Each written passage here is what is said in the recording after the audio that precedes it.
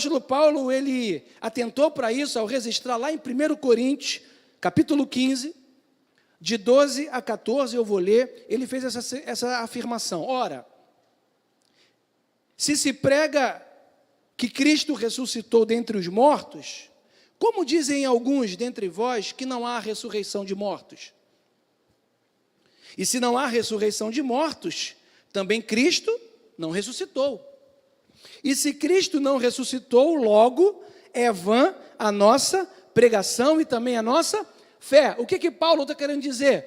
Ora, se Cristo não ressuscitou, vã é a nossa fé, estamos aqui à toa. E aí você vai ler o resto do texto para ele afirmar o contrário disso, para dizer, o nosso Jesus ressuscitou e é por isso que nós estamos aqui pregando as boas novas da salvação.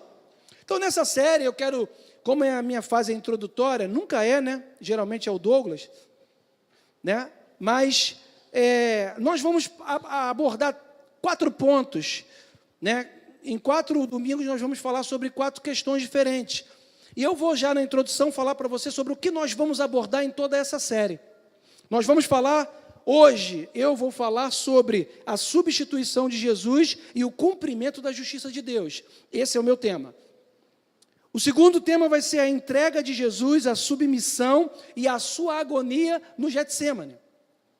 No terceiro, nós vamos falar sobre um histórico da Páscoa e vamos falar sobre a própria ressurreição, porque no terceiro vai ser o domingo de Páscoa, então há que se falar de um histórico da Páscoa e da ressurreição em si. E para terminar, nós vamos estar falando todos os benefícios da obra da cruz. Então, essa série vai estar falando sobre isso. Eu já falei para você sobre esses tópicos e eu espero que você não perca nenhum desses dias. Por quê? Porque são manhãs de ensinamento, né, onde você tem a oportunidade de estar aprendendo, né, de uma forma mais, vamos dizer assim, pormenorizada e explicada a palavra de Deus. Então, hoje nós vamos começar falando sobre a substituição e sobre a justiça de Deus. Antes de tudo, eu quero reafirmar para você que o cristianismo está baseado, repito, no fato de Jesus ter ressuscitado. E eu vou registrar aqui que o cristianismo não pode ser definido como muitas pessoas pensam. É uma religião que se fala sobre o amor, sobre fazer o bem ao próximo. Essa definição que as pessoas dizem, ela, na verdade, são pontos que estão incluídos dentro do cristianismo. O cristianismo não é uma religião. O cristianismo é uma visão de mundo. Você consegue compreender isso? Por quê? Porque é diferente de uma mera religião. A mera religião, ela vai se encaixar dentro de uma determinada visão de mundo. O cristianismo não. O cristianismo é a própria visão de mundo. Então, nós é que nos encaixamos no cristianismo. Ele não se encaixa em nada. O cristianismo é a visão de mundo. Quando você fala, eu sou cristão, ele quer dizer o seguinte, eu tenho uma visão de mundo baseado nessa palavra. Então, é bom a gente saber isso. Isso daí é diferente. Nós vamos nos encaixar nessa visão. Uma visão de mundo que vai afetar o que você pensa, vai afetar a forma como você lida com a família, como você age, como você lida com o próximo, como você lida com o dinheiro, enfim. O cristianismo é uma visão que afeta você de uma forma completa. Tudo na sua vida muda. A tua própria visão de mundo vai ser modificada por causa dessa palavra que vai entrando no teu espírito e vai modificando a tua forma de pensar, a tua forma de agir, a forma como você lidar com a família, como você lidar com seus pais, com a sua esposa, com seus filhos. É isso que o cristianismo faz na nossa vida. Amém, irmãos? Mas o ponto crucial que vai definir o cristianismo foi o fato, repito, de Jesus ter ressuscitado. Eu queria que você abrisse lá em 1 Coríntios, capítulo 1, versículo 18.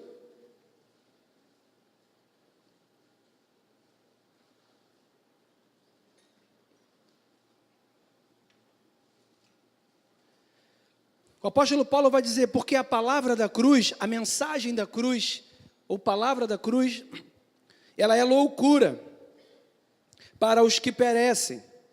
Mas para nós, está falando de mim e de você, que somos salvos, quem é salvo diz amém. é o poder de Deus. Essa mensagem é o poder de Deus na nossa vida. Porque está escrito: destruirei a sabedoria dos sábios e aniquilarei a inteligência dos inteligentes. Onde está o sábio? Onde está o escriba? Onde está o inquiridor deste século? Porventura, não tornou Deus louca a sabedoria desse mundo? Visto como na sabedoria de Deus o mundo não conheceu a Deus, pela sua sabedoria aprove a Deus salvar os crentes, pela loucura da pregação. Para quê? Não é verdade? É uma loucura da pregação mesmo. Você falar assim, rapaz, Jesus ressuscitou, está vivo, está aqui. A gente não vê, a gente não toca, mas a gente crê. Nós somos chamados para criar loucura. Quem creu na loucura da pregação aí, diz amém. Nós somos loucos por Jesus, então. Amém, irmãos? Isso aqui é para mim e para você. Visto na sabedoria de Deus, o mundo não conheceu. Porque os judeus pedem um sinal, os gregos buscam sabedoria. Mas nós pregamos Cristo crucificado. Olha como ele volta para a obra da cruz. Que é escândalo para os judeus e loucura para os gregos. Mas para os que são chamados, tanto judeus como gregos, lhe pregamos a Cristo, poder de Deus, sabedoria de Deus. O apóstolo Paulo, ele está falando aqui da mensagem da cruz nesse texto. Ele chama a nossa atenção para a cruz, apontando para o sacrifício eficaz de Jesus. A mensagem da cruz fala das boas novas, fala da ressurreição e fala da substituição que Cristo fez por nós. O poder aqui, irmão, não está na cruz, como alguns às vezes equivocadamente podem pensar. Não, porque a cruz em si não tem nenhum tipo de poder. Ela é meramente um instrumento. Para os romanos, era um instrumento de execução.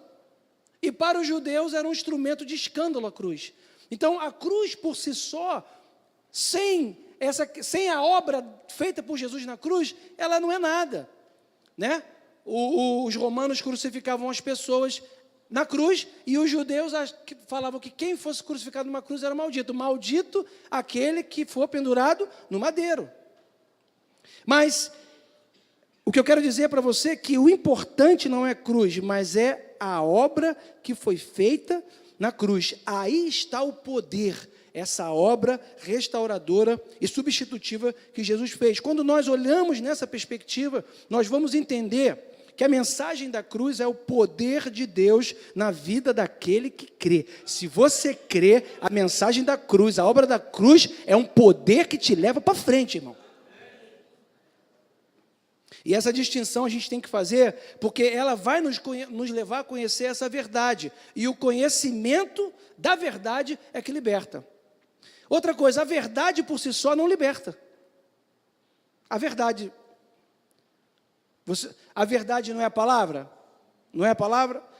A palavra por si só, ela não liberta ninguém. Só o conhecimento dessa palavra é que tem o poder de libertar a vida de alguém. Porque muitas pessoas conhecem a Bíblia, leem a Bíblia, até sabem muitos textos da Bíblia, que historicamente falando, né? Existem inclusive teólogos que conhecem muito a Bíblia e nem creem em Deus. Essa palavra não alcançou, não libertou. Apesar de ser a verdade, para libertar uma pessoa, ela tem que vir com o entendimento que é a revelação do Espírito Santo, que dá ao coração daquele que pede, ele vai revelando no Espírito Santo, ou seja, ele vai vivificando essa palavra, e aí com o entendimento, essa palavra vai libertar a vida de todo aquele que se expõe a ela, numa forma de querer aprender essa palavra, amém? O que Jesus fez na cruz, eu repito, é algo extraordinário, mas a mensagem somente vai alcançar a vida daquele que consegue compreender essa verdade. Aqui vai um exemplo do Spurgeon. Isso eu descobri que esse é um exemplo dele. Ele foi visitar uma pessoa, uma senhora, que já estava para morrer, né, estava muito mal, e ele foi convidado a fazer uma visita para orar por aquela senhora, e quando ele chegou lá na casa daquela mulher, que estava muito doente, já acamada, meio que nas últimas, ele olhou para um quadro que tinha na sala dela, e ele olhou para o quadro, e ele percebeu que aquele quadro era diferente, e ele viu que se tratava de um testamento. Só que aquela mulher, ela não sabia ler, ela era analfabeta, e ela tinha ganhado aquele papel da sua patroa que não tinha herdeiros e tal, e quando ela morreu, deu para ela, e ela falou, não, isso aqui é uma lembrança da minha patroa, ela deixou isso para mim, né? Esse quadro bonito e tal. E aí ele foi ler, ele falou assim, você sabia que isso daí, o que é esse quadro? Ela falou, não, é uma lembrança que eu recebi. Ela falou, não, esse quadro é um testamento. Ela disponibilizou grande parte dos bens dela para a senhora. Ali ela ficou sabendo, ela já estava nas últimas. Ela não conseguiu usufruir de nenhum daqueles benefícios que a patroa dela tinha dado para ela, e esse exemplo pode ser aplicado na nossa vida, porque uma palavra nos foi dada, um sacrifício foi feito, uma substituição foi feita, Jesus já fez, Jesus já nos entregou, Ele nos entregou a paz, eu sempre repito isso, a alegria, Ele nos entregou uma nova vida, uma nova forma de viver. E quantas vezes nós estamos vivendo aquém daquilo que nós temos em Cristo, né? Então nós precisamos atentar para essa palavra e verificar tudo aquilo que Deus, através dessa obra da cruz, deixou para a sua igreja. E quando nós temos a noção, a consciência do que Deus deixou, do que Deus fez, do que Ele é e de quem nós somos nele, nós passamos a viver de uma forma completamente diferente, usufruindo sim dos benefícios que vai ser falado aqui dessa cruz na nossa vida, com resultados muito concretos na nossa vida de viver com Deus. Até porque a Bíblia, o salmista, ele apontou num determinado momento que existia uma diferença entre aquele que anda com Deus e aquele que não anda com Deus. A nossa vida tem que ser diferente de quem não anda com Deus, irmãos. Não tem como. Se a minha vida, a minha forma de viver, de enxergar, de estar se movimentando nesse mundo é exatamente igual à vida daquele que não tem a revelação dessa palavra, se eu tenho as mesmas reações que as pessoas que não têm o Espírito Santo guiando a vida delas têm, alguma coisa está errada, nós não estamos sabendo muito bem quem nós somos e o que devemos fazer, nós não estamos com o entendimento dessa palavra para colocá-la em prática, nós precisamos ter, porque, irmãos, tem diferença entre a pessoa que serve a Deus e que não serve, e essa diferença tem que ser vista. Jesus falou, brilhe a sua luz diante dos homens, para que vejam as suas boas obras e glorifiquem a Deus. Nós estamos obrigados a dar frutos e ter boas obras no nosso dia a dia. As pessoas têm que glorificar a Deus pela nossa vida, sim. Isso é um compromisso que a igreja tem que ter. Como que você faz isso? Só tem uma forma, irmão. Tem que conhecer essa palavra. Para que a pessoa possa ser salva, ela precisa invocar o nome do... Eu não li o texto, não? De Romanos? Falei para ler Romanos aí? Então vamos Romanos 10, 13 e 17.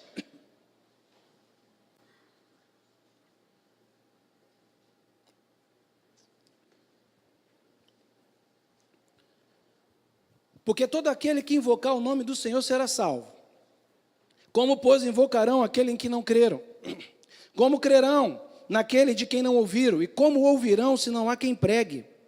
E como pregarão se não forem enviados? Como está escrito, quão formosos os pés dos que anunciam o evangelho da paz, dos que trazem alegres novas de boas coisas, mas nem todos têm obedecido ao evangelho. Pois Isaías diz, Senhor, quem creu na nossa pregação? De sorte que a fé vem pelo ouvir e ouvir a palavra de Deus. Para que a pessoa possa ser salva, ela precisa invocar o nome do Senhor. Mas para invocar o nome do Senhor, primeiro é necessário ela crer. Mas para crer, ela tem que ouvir. E para ouvir, tem que ter alguém que pregue. Isso é que o texto está querendo dizer.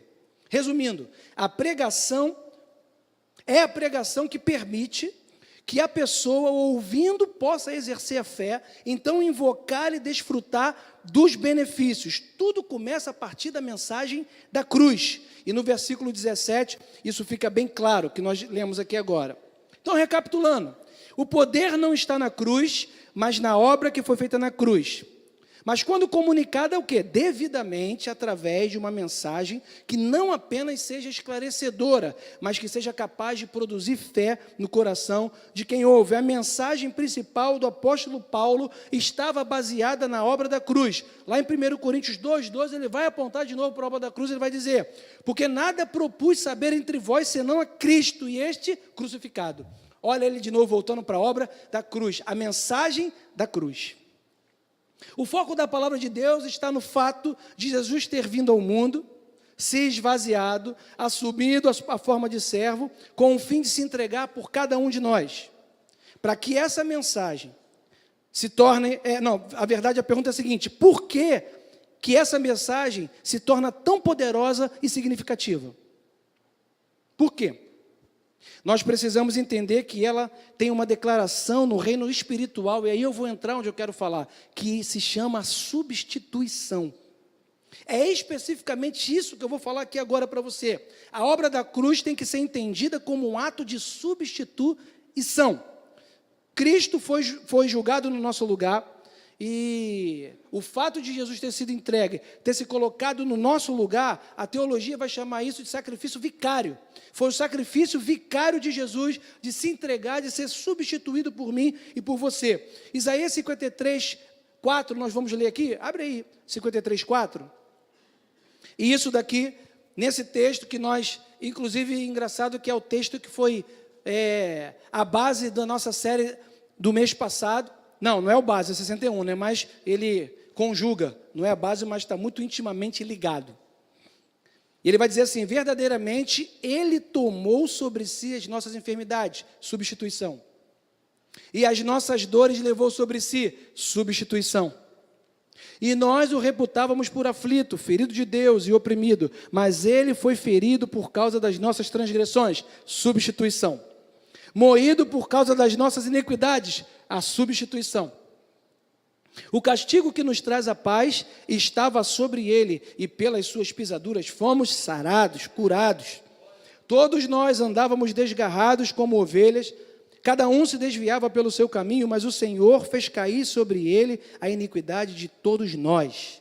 Ele foi oprimido, ele foi afligido, mas não abriu a boca. Como um cordeiro foi levado ao matadouro, e como ovelha muda perante os seus tosquiadores, assim ele não abriu a boca.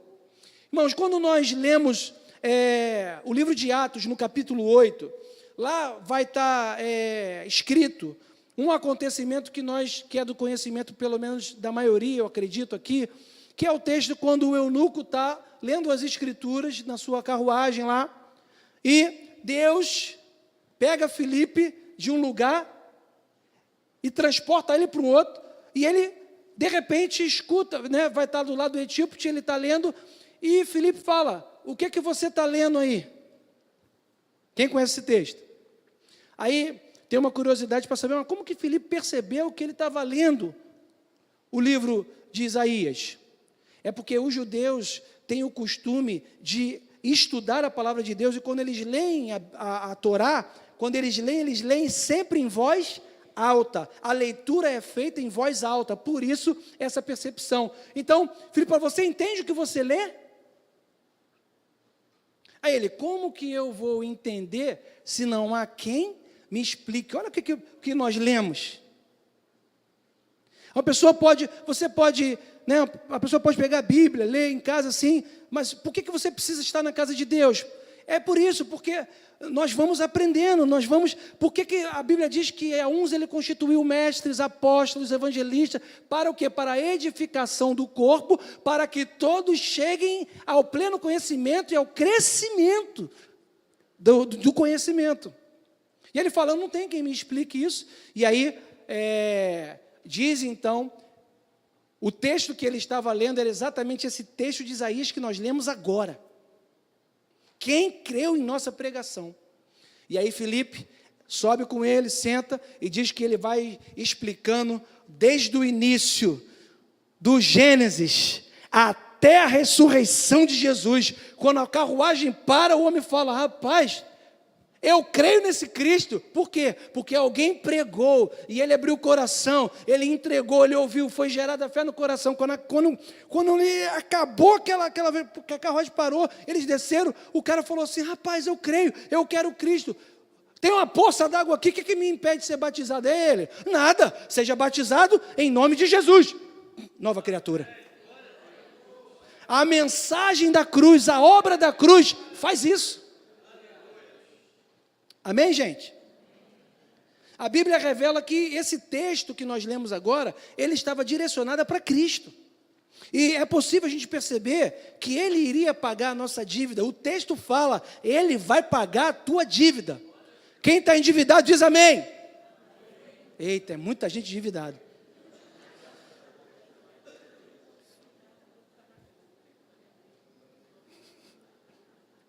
Eu vou te dar um exemplo claro do que é pagar a dívida.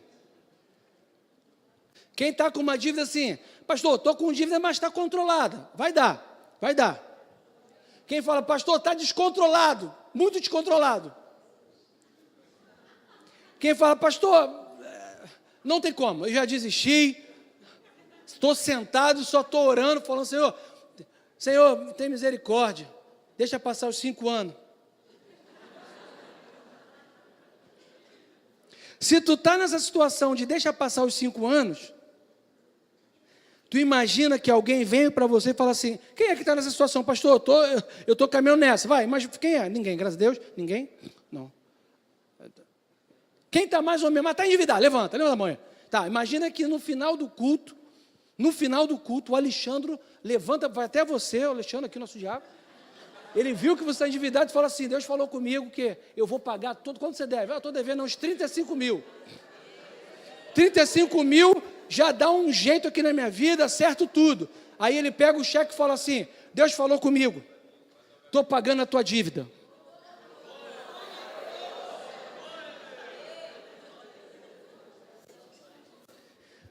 Só que o que Jesus fez foi muito maior. Você está condenado ao inferno, você está afastado de Deus, você não tem acesso à presença de Deus, você vai viver aperreado, sem paz, sem esperança. O povo que andava em trevas, você está em trevas. O teu destino é o inferno. Se aqui está ruim, lá vai estar muito pior. Aí Jesus vem e fala, eu substituo por eles. Eu morro, eu cumpro, eu vou ressuscitar e o quê? Está paga a dívida. Você não tem dívida nenhuma, acabou. Ele pagou, ele substituiu, aleluia. Glória a Deus. Foi o que Jesus fez, aleluia. Glória a Deus. Ele é o Cordeiro conhecido antes da fundação do mundo. A palavra cordeiro para o povo judeu sempre esteve ligado à substituição, porque era sobre o sacrifício de um cordeiro que os pecados do povo eram perdoados. Jesus seria o cordeiro que serviria de substituição. Lá em João 8,56, Jesus diz que Abraão viu o seu dia e se alegrou. Você já viu isso? Abraão viu o seu dia, Jesus falou que Abraão viu o seu dia e se alegrou. O dia é o quê? O dia da substituição. E aí os judeus falaram para Jesus, rapaz, tu não tem nem 50 anos de idade, tu está querendo dizer que tu se encontrou com Abraão? Jesus já até sabia daquilo tudo, apesar dele dar uma resposta, que é uma das respostas mais magníficas que Jesus dá, que eu acho, dentre muitas, mas essa é demais. Que o final desse diálogo, Jesus vai falar assim, antes que Abraão existisse, rapaz, eu sou. Eu sou. Mas quando Jesus cita isso de Moisés, ele está querendo falar de um texto específico. Ele está querendo falar de uma profecia que Abraão fez no Monte Moriá. Quando Deus fala, Abraão, entrega o teu filho Isaque. A fé não poderia ser diferente. Ele crê no que Deus fala, e o que Deus fala para Abraão, gente, é a verdade absoluta. Ele sabia, depois você vai ver em Hebreus, que vai ficar esclarecido que a fé de Abraão era tão grande, que quando ele vai entregar Isaque, ele falou que foi porque ele sabia que o Deus dele era poderoso para recriar Isaque das cinzas, se fosse necessário. Tamanha era a fé dele. E aí ele sobe com Isaque, e o menino vai, né? Tinha lenha, tinha fogo, negócio para fazer fogo, tudo preparado para o sacrifício. E ele vai subindo. Num determinado momento, o menino fala assim, mas, pai, está tudo certo, mas e aí? Estamos levando tudo, vamos sacrificar o Senhor? e o cordeiro. Quando Abraão fala, o Senhor proverá para si o cordeiro de substituição, ele está profetizando que Deus iria arrumar um substituto para mim e para você. Tanto ele está fazendo isso, tanto ele sabia disso, porque a vida inteira a gente vai ouvindo essa pergunta de Isaac, e na minha cabeça sempre foi assim: Abraão está dando migué, está querendo dar uma enrolada no Isaac. Tu tem essa noção? Que ele está dando meio uma enrolada, vamos subir, não, ó, o Senhor vai prover o cordeiro, vamos lá, você é o cordeiro, vamos lá. É meio que está dando uma enrolada ali no Isaac, mas não, ele está apontando para a substituição de Cristo na cruz. Sabe por quê? Tem um detalhe, antes dele subir, que a gente não olha na subida do texto. Eu até botei aqui para a gente ler. Olha o que o texto de Gênesis diz. Gênesis 22, 5. E disse Abraão aos seus moços, isso ele disse no pé do monte, antes de subir: ficai-vos aqui com o jumento, eu e o moço, e havendo adorado a Deus, tornaremos a vós. Abraão não fala, eu tornarei a vós, ele fala, tornaremos, eu e o moço, a vós. Por quê? Quando ele fala que Deus prepararia o cordeiro, ele estava falando, o cordeiro de Deus vai ser preparado para mim e para você, para a humanidade. Consegue compreender isso? Ele já falava da substituição. Abraão estava dizendo, Deus já tem uma provisão que substituirá a humanidade e aniquilará a sua dívida. Existe uma declaração também de Caifás, que não pode ser ignorada, que está lá em João 11, 49 a 52. Diz, e Caifás, um deles, que era o sumo sacerdote naquele ano, lhes disse, vós nada sabeis, nem considerais que nos convém que um homem morra pelo povo. Olha a revelação de Caifás da substituição.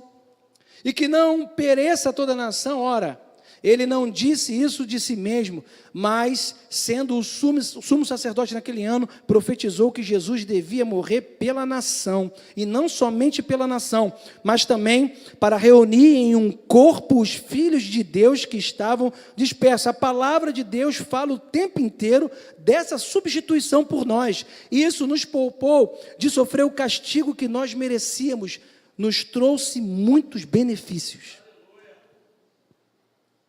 Não tem como falar da mensagem da cruz, irmãos, sem falar da substituição. Mas também não tem como falar dessa mensagem sem falar e sem tocar nos seus benefícios. E aqui eu tomo muito cuidado para não entrar nos benefícios, sabendo que tu falarás sobre benefícios. Não adentrarei. Porque eu falei aqui agora, tu já fica assim, vai falar dos benefícios. Não vou. Mas vou pedir uma licença poética para ler pelo menos um texto de benefício. Posso? Colossenses 2:1. Vai dizer assim, e havendo riscado o escrito de dívida que era contra nós, com suas ordenanças, a gente estava condenado. Eu estava condenado, mas agora pela cruz. Lembrou? Está baseado nesse texto aqui, com certeza. A qual de alguma maneira nos era contrária, e atirou do meio de nós, cravando aonde? Na cruz. A obra da cruz eliminou a dívida.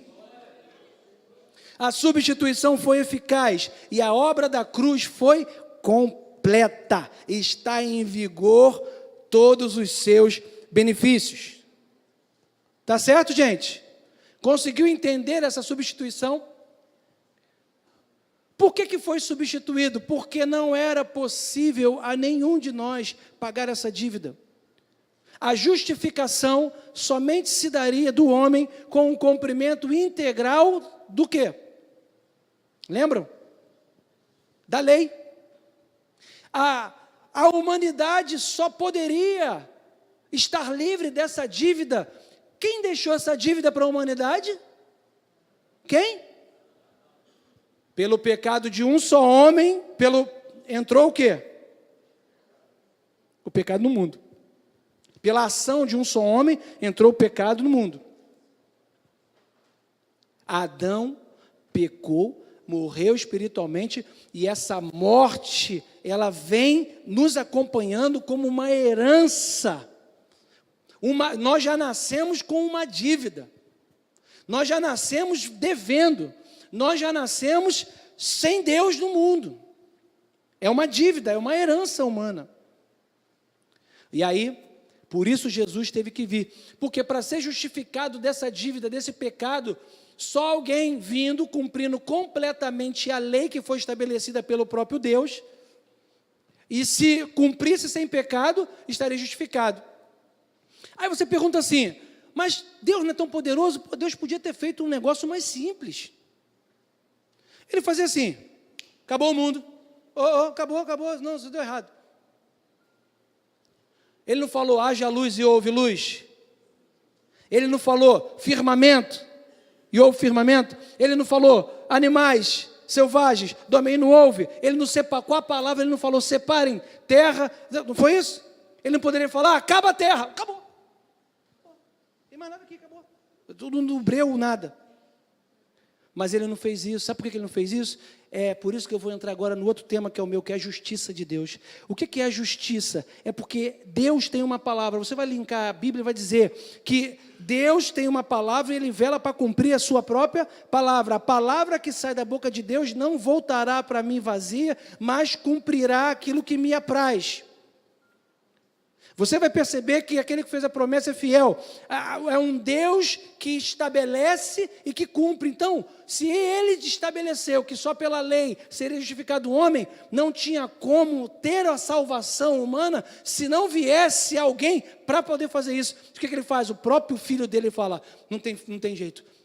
Jesus, meu filho, você vai ter que descer, você vai ter que se esvaziar, você vai ter que abrir mão da tua glória completa, porque Jesus, quando vem aqui, não é onisciente, não é onipresente e não é onipotente. Ele operou na ação do Espírito Santo. É só nós pegarmos os evangelhos e ver que esse ministério dele vai começar a partir do momento que o Espírito ele é batizado e o Espírito Santo desce sobre ele, ele é cheio do Espírito Santo e ele começa a operar o que ele operou pelo dom, pelo mover do Espírito Santo. Tanto operou pelo mover do Espírito Santo, que ele comissionou alguns homens e falou, vocês vão agora, expulsem demônio, curem enfermos. Por quê? Porque eu estou delegando para vocês o poder do Espírito Santo, e os homens fizeram a mesma coisa que Jesus fez. Porque poderia falar assim, não, os homens não poderiam fazer porque eles não eram Deus como Jesus era.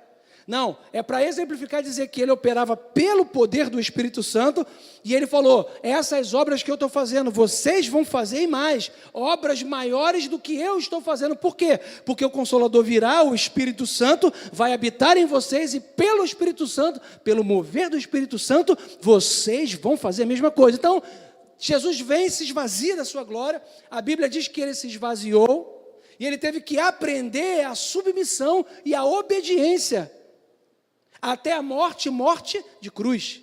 Então, por que Jesus vem? Porque a palavra, porque Deus tem uma palavra. E o que ele faz? Você vai lá, você vai ser, não pode ter pecado. E aí ele foi tentado. Ele diz, Jesus foi tentado em todas as coisas, sem pecado. Por isso hoje, ele pode socorrer a todos nós. Por quê? Porque ele sabe o que é tentação. Seria um outro tema. Estou falando um monte de coisa, linkando aqui, indo rápido. Mas a justiça de Deus é feita por quê? Por que justiça também? Por que justiça? Porque Deus foi justo. Ele não atropelou a sua própria palavra. Ele falou, então, o meu filho ele vai cumprir tudo, e ele cumprindo tudo sem pecado, eu vou ressuscitar ele dentre os mortos. Quando ele ressuscitar, vai estar selado. Quando ele ressuscitar, essa obra vai ter sido concretizada, consumada. Por isso que Jesus fala, está consumado, cumpri a lei, fiz a vontade de Deus, morri, sofri pela humanidade. Agora, gente, é com vocês. Eu dou para vocês a minha paz, o meu espírito. Se crê em mim, vai ver a glória de Deus. Vida eterna para você. Justiça, o que é justiça? É Deus cumprindo o plano de salvação com justiça. Ele não atropelou a sua própria palavra, ele cumpre a sua própria palavra. Ah, porque eu sou Deus, eu posso. Não, ele é Deus, todo-poderoso, mas ele mesmo vela pela sua palavra. Por isso Jesus vem e esse sacrifício é feito, essa substituição é feita, para que se estabelecesse a justiça de Deus. E agora eu vou entrar na justiça.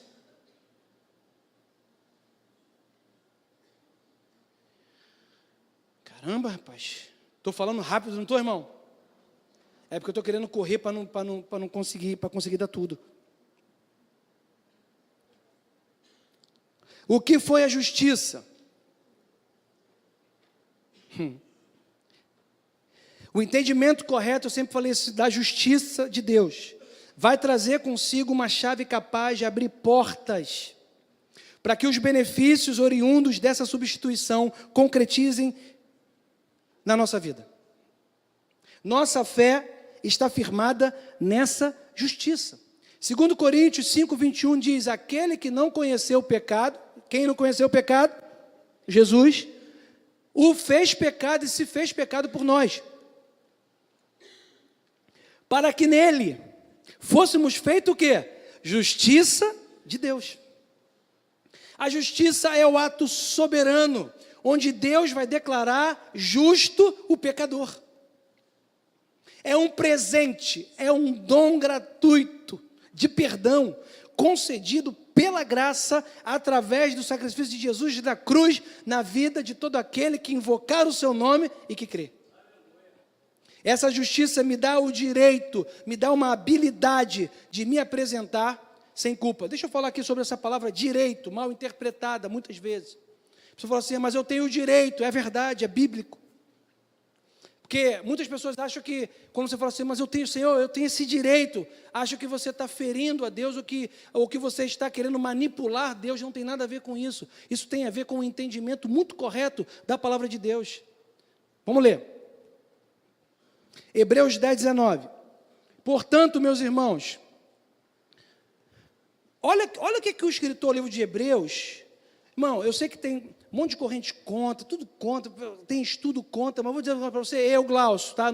Glaucio, minha opinião, não é que é a opinião certa, não é que é, meu irmão, para mim, mas não tem jeito, para mim quem escreveu isso aqui foi Paulo, para mim é isso, na minha opinião foi Paulo, mas eu vou dizer, o escritor da carta aos Hebreus, que não tem, ninguém sabe, é uma especulação teológica sobre isso, mas eu, Glaucio Lira de Oliveira, 40 anos de idade,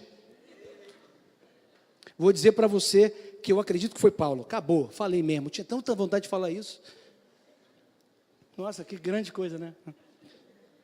Diz assim, portanto, meus irmãos, tendo ousadia, a Bíblia fala para você ter ousadia. Aí quando você é ousado, um montão de gente fala que tu é besta. Né? Tá muito acelerado, hein? Gente, porque eu muito ousado. Nossa, como você como que fala? Sei lá.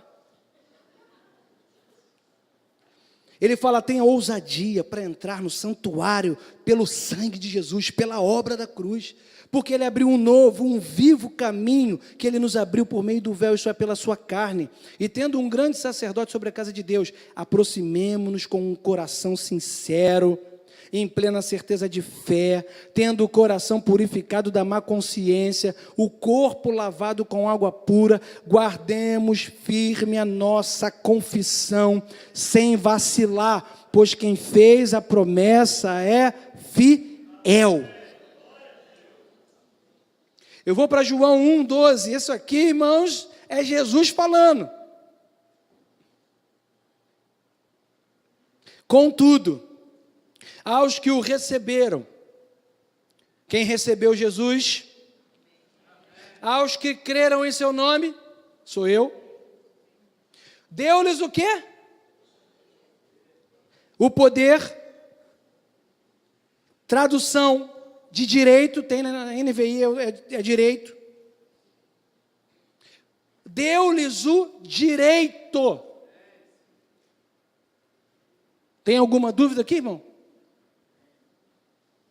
De se tornarem filhos de Deus. E se você pegar esse texto para for linkar com Gálatas, que vai dizer que todas as bênçãos de Abraão foram dadas para mim e para você. Isso está no Novo Testamento, em Gálatas, o apóstolo Paulo falando. E essas bênçãos dadas a Abraão, elas são direitos do filho. Quem é filho?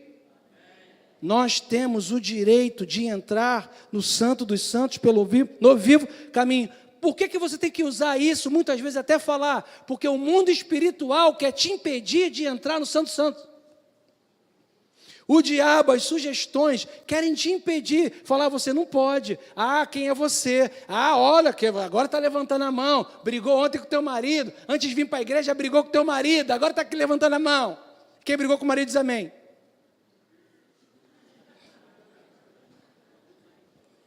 Quase que eu pego, hein?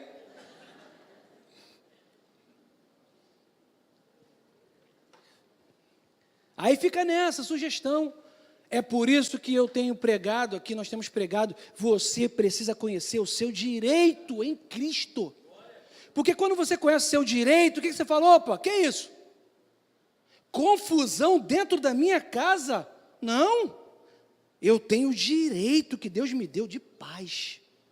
Você abre a tua boca e fala, Satanás, eu te repreendo, toda ação escondida aqui, querendo trazer confusão entre eu, minha esposa, meus filhos, essa confusão, essa falta de entendimento, isso não faz parte do pacote que eu recebi do reino. Então, em nome de Jesus, eu te repreendo, sai da minha casa em nome de Jesus.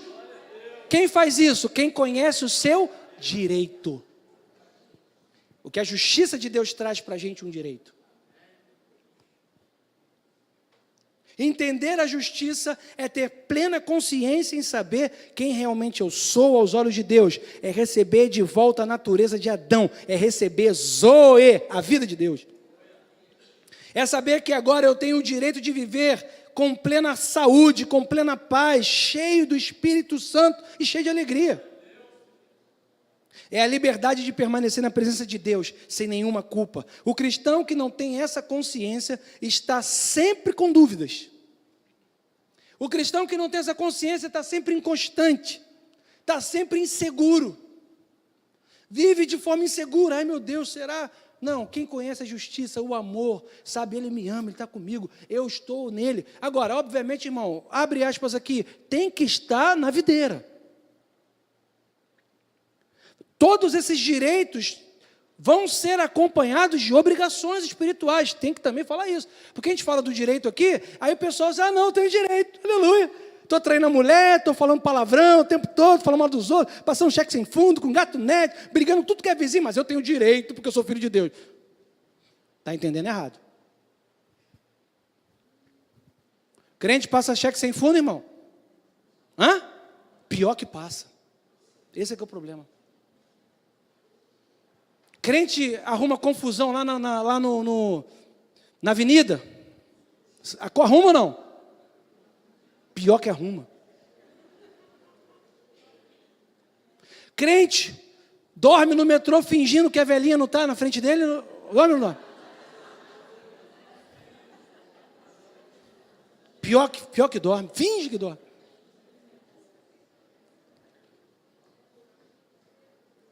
Aquele caso, já viu aquela pessoa que fala assim, gente, eu não consigo dormir à tarde. Eu não entendo esse raciocínio das pessoas, não. Às vezes você está aqui falando, eu não consigo dormir à tarde, não. Se eu dormir à tarde, eu não durmo à noite, irmão. Não, se eu tomar café, eu não durmo, não. Eu tomo 2 garrafas de café. Fala assim, tu pode dormir agora, manda. Quando fala assim, Glaucio, tá tranquilo, vou ficar com o Pedro aqui, pode dormir. Eu. Já dormi. Esse cara que diz que não dorme, não consegue dormir no metrô, irmão, tem uma coisa, uma terra santa naquele metrô, que tem um milagre que ele dorme. Ele consegue dormir. E outra coisa, nada tira o sono dele. Lembra aquele, meu sono é muito leve, qualquer barulhinho eu acordo. No metrô, irmão, nego gritando, vendendo, sei que, o cara está lá.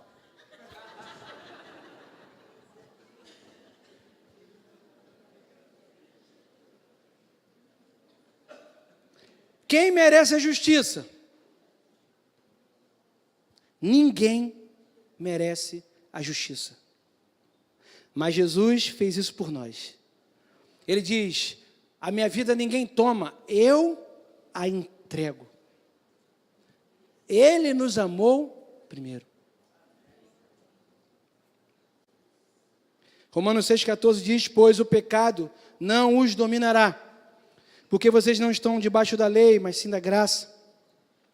Tito 3,3 diz: houve tempo em que nós também éramos insensatos, desobedientes, vivíamos enganados, escravizados por toda espécie de paixões e prazeres, vivíamos na maldade, na inveja, sendo detestáveis, odiando-nos uns aos outros, mas quando se manifestaram a bondade e o amor pelos homens da parte de Deus, nosso Salvador, não por causa de atos de justiça por nós praticados, está vendo? Não é porque nós somos justos, não é porque nós praticamos boas obras, mas devido à sua misericórdia, Ele nos salvou pelo poder regenerador, renovador do Espírito Santo, que Ele derramou sobre nós generosamente. Por meio de Jesus Cristo, nosso Salvador, Ele o fez a fim de que, justificados pela sua graça, nos tornemos seus herdeiros, tendo a esperança da vida eterna. Precisamos entender a justiça, andar na justiça, para que possamos receber o resultado concreto daquilo que Deus tem para mim e para você. Substituição e justiça. Você não pode dizer mais que não sabe sobre isso. Amém, irmãos? Graças a Deus. Pegou essa aí? Na semana que vem, nós vamos ter o segundo capítulo, né? Vamos estar falando aqui sobre Getsêmani, não é isso? Enfim, eu falei aqui agora, de cabeça eu não sei, né? Eu leio para... Amém, gente? Nós estamos num tempo muito bom, que é esse tempo da graça de Deus, né? A graça de Deus, receber a graça de Deus não significa ter liberdade para pecar, liberdade para não estar perto de Deus, porque a Bíblia diz que foi para a liberdade que Cristo nos chamou. Mas não useis a liberdade como pretexto para a libertinagem. Tem isso também. Por que é muito fácil, irmãos, muitas vezes, um líder, um pastor chegar aqui e botar as regras e falar: irmão, você não pode ver televisão, você não pode fazer aqui, você não pode fazer aqui, homem no centro do lado do homem, você pode fazer um montão de coisa aqui. Por que é mais fácil fazer? Por quê? Porque o líder bota a igreja na linha. Acabou. E acabou, vai fazer isso mesmo. Se não fez, está excluído. Se não fez... Por quê? Porque é muito mais difícil você ensinar para a igreja que ela tem uma graça de Deus, que você tem liberdade para agir, para viver com Deus em liberdade, mas tem que ter conhecimento da palavra. Por quê? Porque o conhecimento da palavra de Deus, ela vai garantir que você se afaste do pecado. Ninguém vai dizer para você que você não pode usar uma calça, uma roupa, que tem que pedir ajuda dos 3 filhos do marido para botar calça. Vem cá, o quê?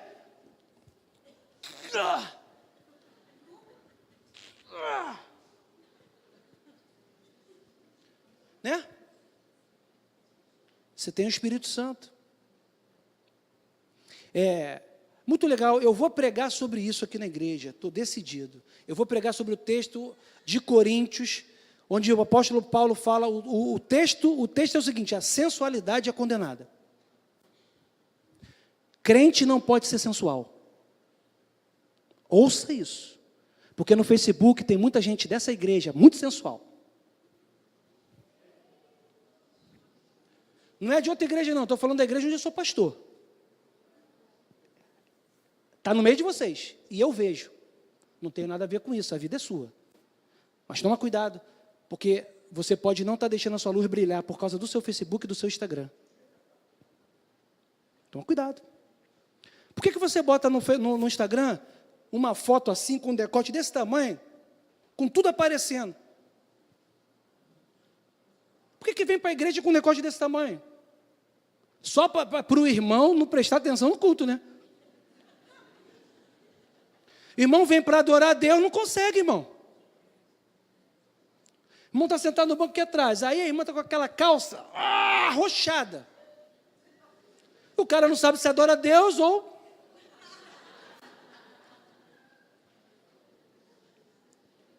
falei mesmo.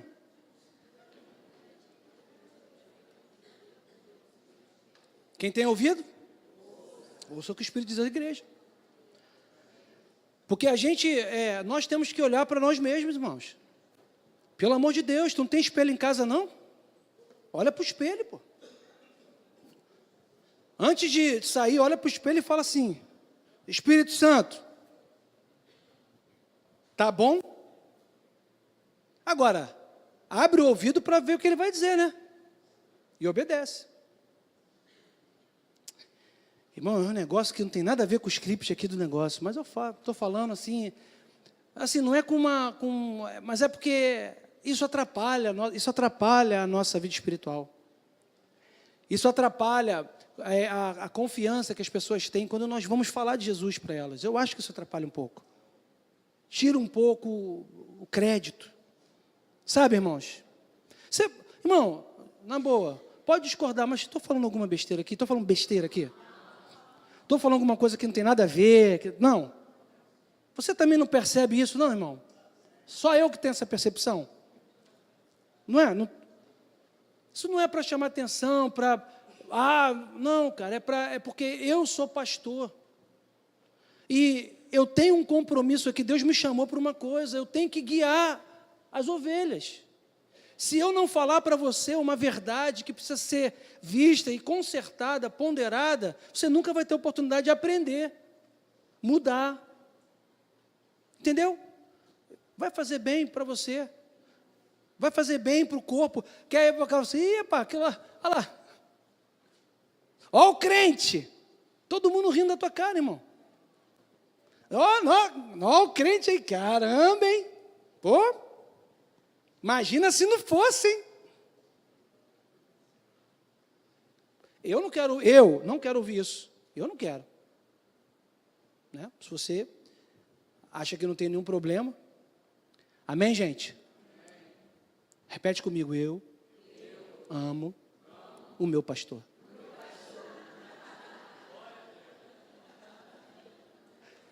Obrigado, irmãos, pela declaração de amor. Muito obrigado pela declaração de amor espontânea. Gente, isso é para a gente crescer. Isso é para a gente crescer. Sempre para a gente crescer. Sempre para a gente alcançar melhores lugares em Cristo. Amém, gente? Vamos orar. Senhor, obrigado pela Tua palavra. Obrigado pela ministração da Tua palavra. Nos ajuda a cumprir.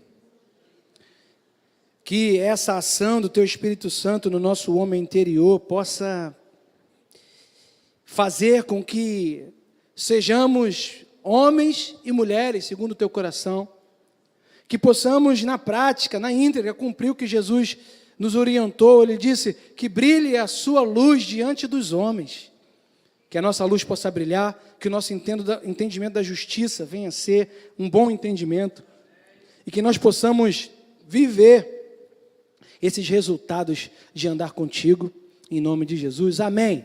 Amém, gente. Você que está com a gente aí, obrigado por mais uma vez estar conosco na transmissão. Deus te abençoe rica e abundantemente. Tem alguém nos visitando?